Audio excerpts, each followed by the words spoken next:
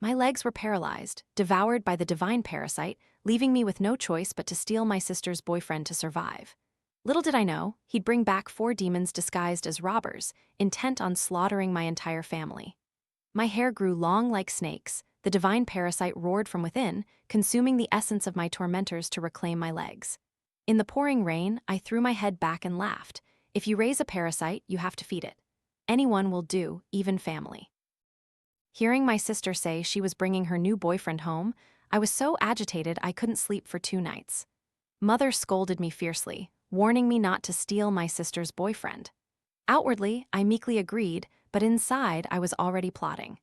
If I didn't have contact with men, I feared I wouldn't even be able to sit in a wheelchair, doomed to lie paralyzed in bed. The women in our clan have, for generations, been proficient in guworm magic, using their bodies as vessels to nurture divine parasites. While this art brought us considerable wealth, it also came with a severe backlash. Without male essence, our bodies would be depleted, our internal organs damaged. And the men from whom all essence was taken would be offered as sacrifices to the divine parasites in hopes that we would gain new special abilities in the coming year. Initially, life was peaceful. Until last year when I fell in love with a man I brought home. Just for a moment of soft-heartedness, for sparing his life, my divine parasite took my legs. After escaping, that man reported us to the police. Though our family managed to conceal the truth, we've been under police scrutiny ever since. My legs were already disabled, making movement difficult. Now, finding a man was even harder. 3 days later, my sister finally brought her boyfriend home. The man's name was Ethan, 1.8 meters tall, with a muscular build. His charming eyes could truly captivate a woman's soul. A single glance was enough to know this man possessed abundant essence. My father smiled subtly, picking up food for Ethan. "Where are you from, son?" "My hometown is Gyeongbei, sir." Gyeongbei isn't a wealthy region, and I recalled that braised carp with vinegar was a specialty there. I'd tried it once on a trip in my youth. Ethan secretly glanced at me, stammering his reply, "Next time I visit, I'll bring some Gyeongbei carp for you and madam." My parents exchanged knowing smiles. Gyeongbei wasn't a wealthy region, nor did it have carp as a specialty. The more Ethan lied, the more at ease we became. "What do you do for a living?" "I'm a fitness trainer." "No wonder you have such a fine physique, bulging muscles. Oh, my sister is truly blessed. The divine parasite will surely love a man like this." Ethan's face flushed crimson, and he stammered, unsure how to reply. "Oh," Ethan started, watching his light-colored trousers slowly become transparent. The color and pattern of his underwear were entirely exposed. I quickly pulled a tissue from the table, intending to wipe him, but my sister's hand stopped me. "Sister, you're inconveniently mobile. Let me take care of Ethan." She emphasized her words, her eyes full of warning. I helplessly withdrew my hand. "Don't think Mother doesn't know what you're plotting.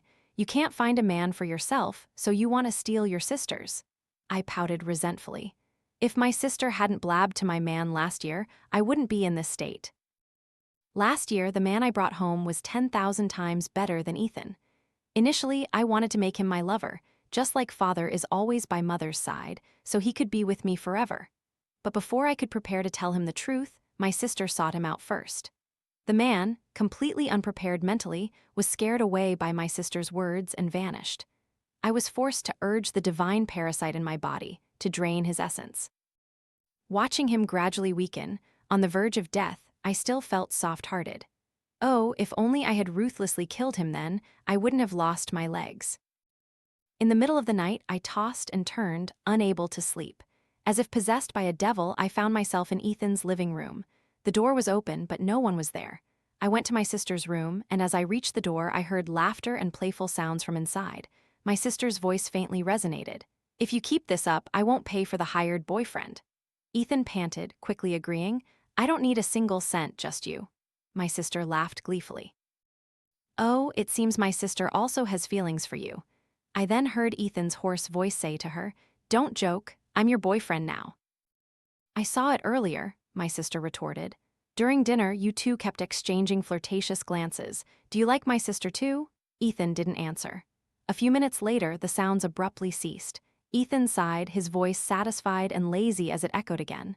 "She's disabled. How could I like her?" My heart instantly turned cold. Besides my legs, it felt like half my body was paralyzed. Was it true that I had no more chances? At the breakfast table the next morning, something was clearly off between them. My sister's gaze at him was full of allure, and Ethan's gaze back was laden with affection. They were like a loving couple, and Ethan no longer secretly glanced at me. Mother seemed to know that things were going well, smiling meaningfully at father. We're preparing to go back to the hometown for Lunar New Year and won't be back for a few days. You two sisters, remember to entertain our guest well at home. They had found Mother's prey. Pitifully, I still hadn't found my own sacrifice. Thinking of the approaching day of sacrifice, my anxiety grew. As soon as my parents left, Ethan and my sister shed all pretense. Day and night, they were inseparable in their room. In the middle of the night, I waited until Ethan stepped out, then appeared before him in a thin silk nightgown. I was more beautiful than my sister, with a better figure. Even sitting in a wheelchair, I exuded an indescribable charm. Ethan's eyes lit up. "Jade, I'm just going to the restroom." He was shy yet couldn't stop glancing at me, which I found amusing. I smiled gently at him. "I'm going to get some water." I supported myself to stand up for water, but forgot to lock the wheelchair. The wheels slipped, and I accidentally fell to the ground. "Jade!" Ethan rushed to help me up. Like a snake, I took advantage of the situation to coil around him. Ethan's body stiffened, then he lifted me. In the dim light, the cold night, my lonely soul, the air seemed to freeze. I whispered my thanks, feigning awkwardness, pitifully pleading for his help. "If you help someone, help them all the way. Can you carry me to my bedroom?" Ethan licked his lips, his breath panting, hot as fire. Click. The living room lights suddenly turned on. My sister, arms crossed and wearing a bathrobe, stood coldly at the door, staring at us. Ethan started, quickly put me back in the wheelchair, and stammered an explanation. "Pearl, Jade fell." My sister's mouth curled into a sneer, full of mockery and contempt. "It seems sister is fine. I won't bother you anymore. I'll take sister back to her room." My sister's face turned cold then as she aggressively brushed dust off her hands. "Jade, you can't find a man, so you want to set your sights on this one? Don't tell me you're disabled now. Even if you still had your legs, you wouldn't be my match."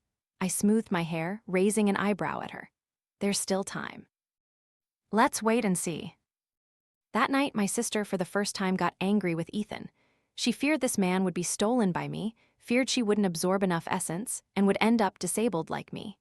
Ethan, however, thought my sister was jealous and smugly used his actions to prove his loyalty. I truly couldn't sleep. I still wanted to try my luck. I waited until there were no more sounds from them before I left my bedroom. To my surprise, I accidentally overheard Ethan making a phone call on the balcony. In the quiet night, the voice on the other end was very clear. "Damn it, you're just enjoying yourself alone, not caring about your brothers' lives." Ethan chuckled. "Scar, I had to confirm it was safe before I dared to contact you." The voice on the other end was clearly trying to suppress anger. "How's this house? Lots of money? Are the people easy to control?" Ethan lit a cigarette, taking a satisfied puff. "The old folks went to visit relatives and won't be back for 3 days.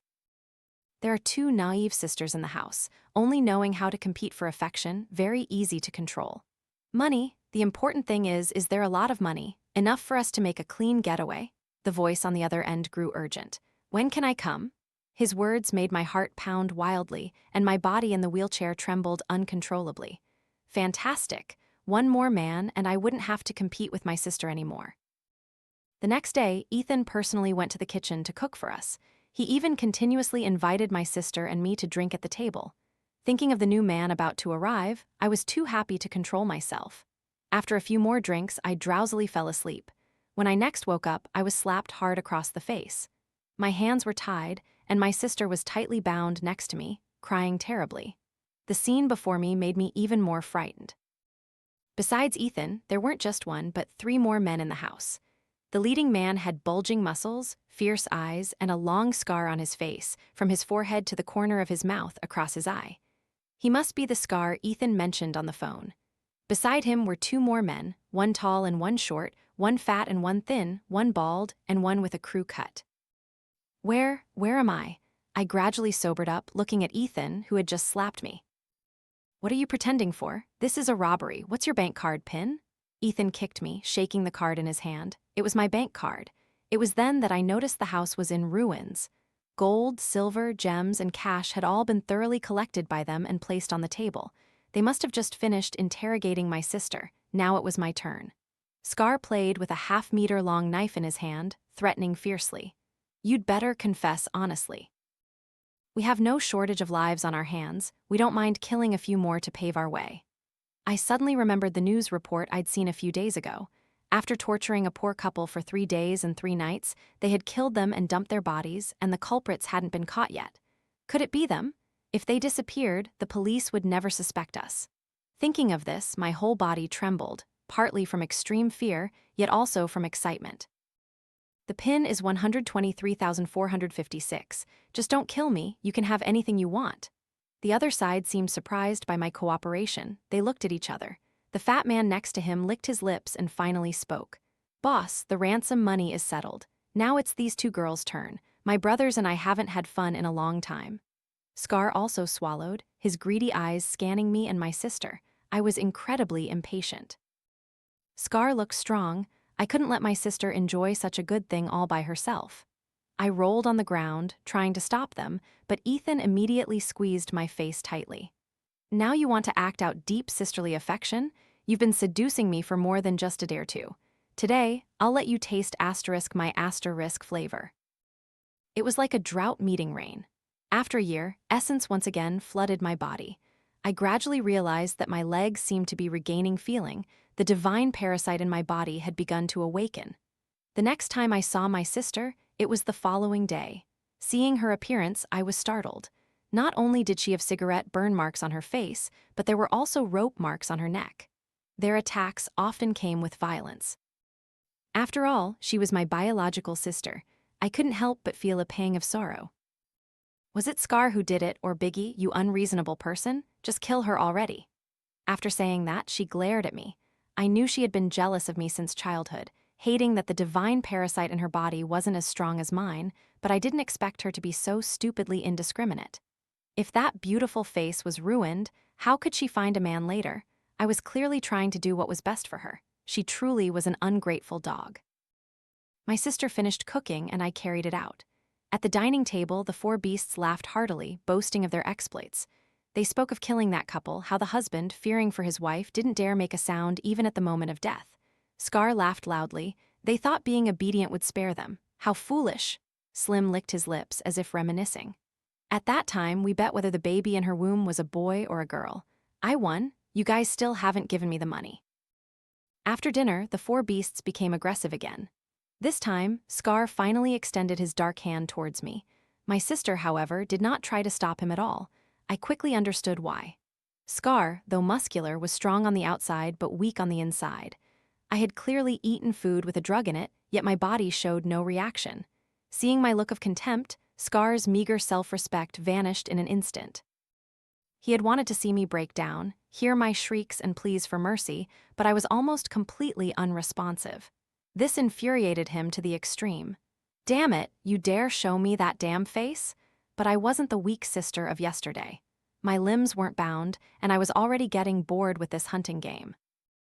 Thud, a loud noise echoed, and Scar was thrown far away by me. Biggie, waiting outside, heard the sound and excitedly yelled, "Boss, don't play too rough. My brothers and I haven't even tasted this girl yet."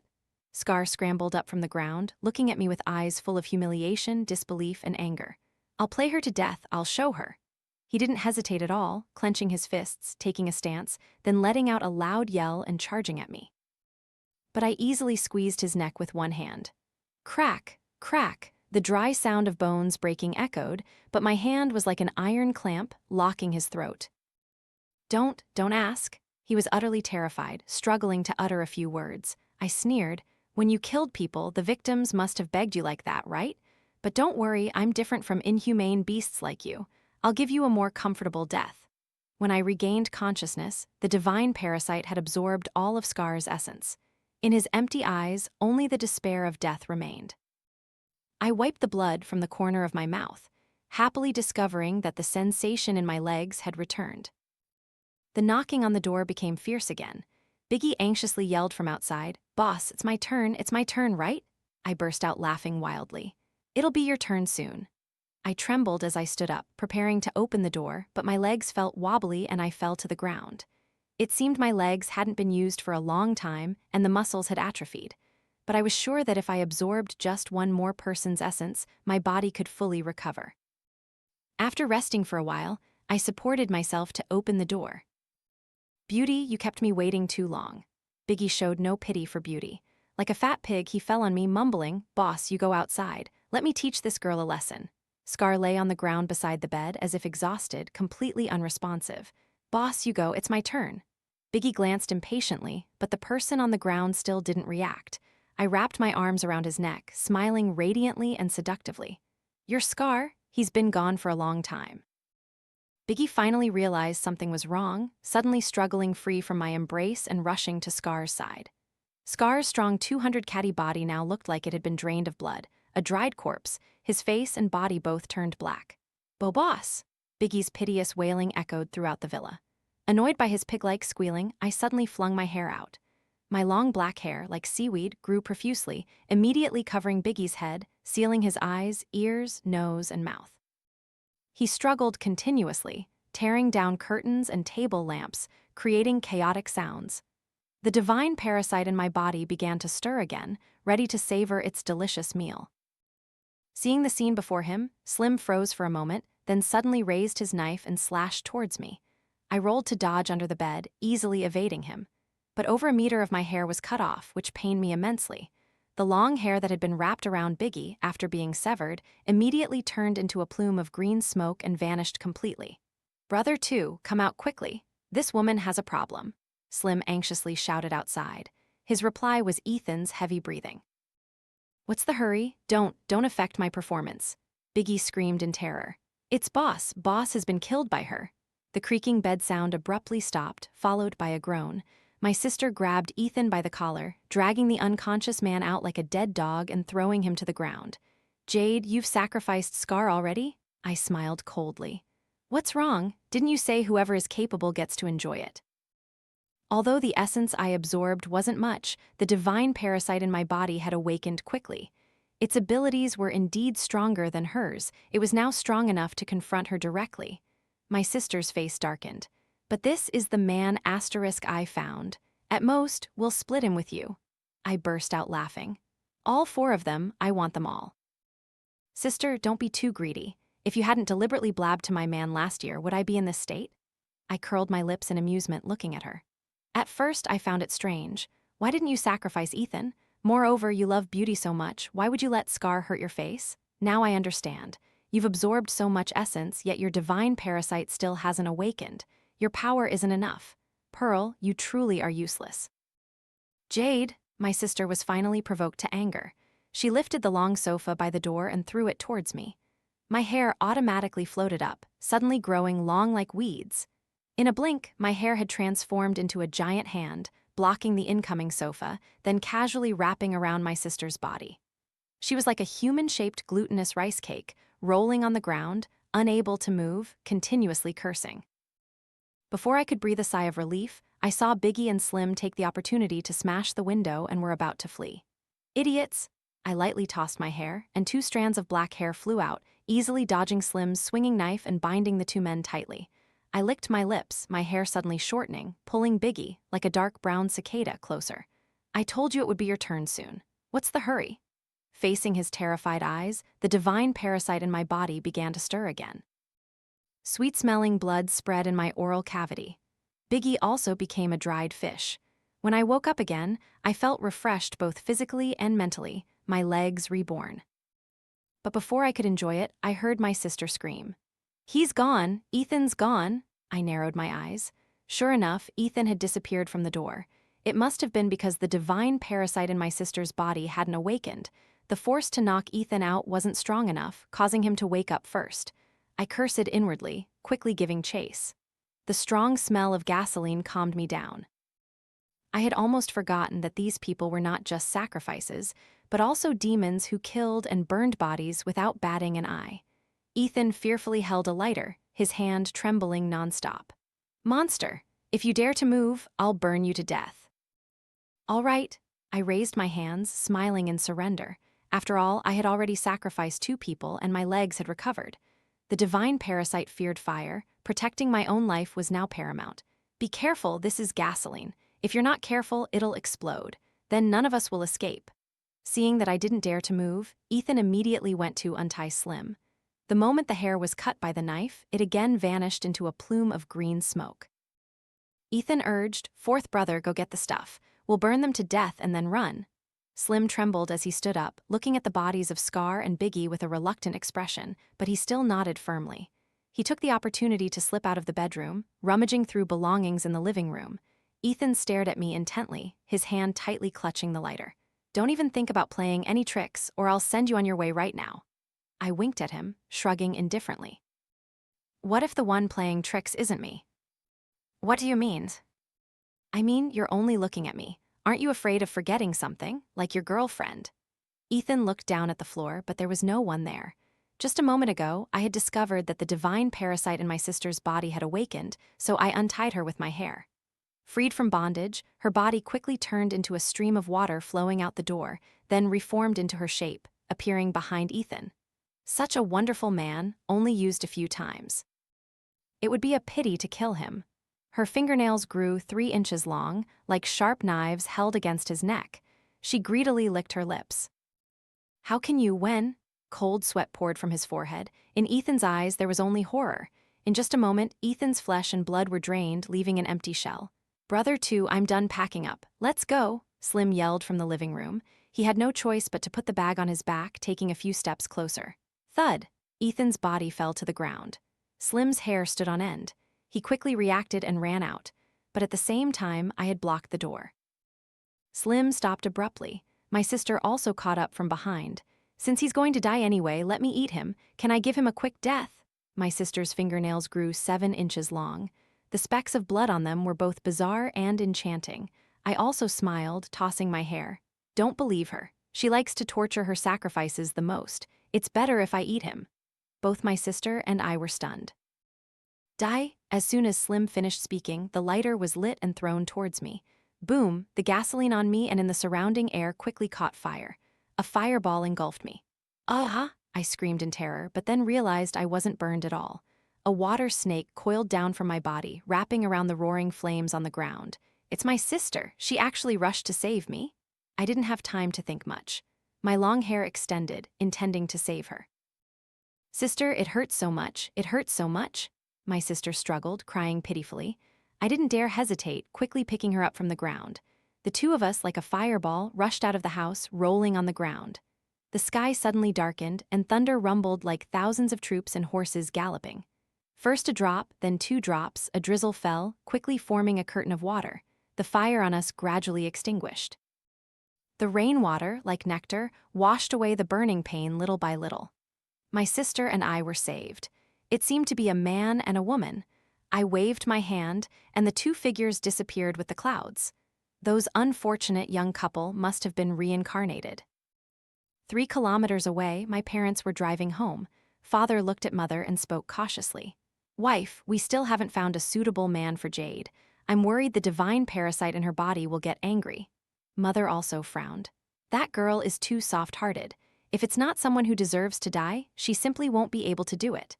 Now it's her legs, next time, who knows what she'll lose." The 2 of them were gloomy and dejected, but suddenly a person rushed out from the roadside, falling into the middle of the road. "Stop the car, stop the car." Screech, crash, the windshield shattered.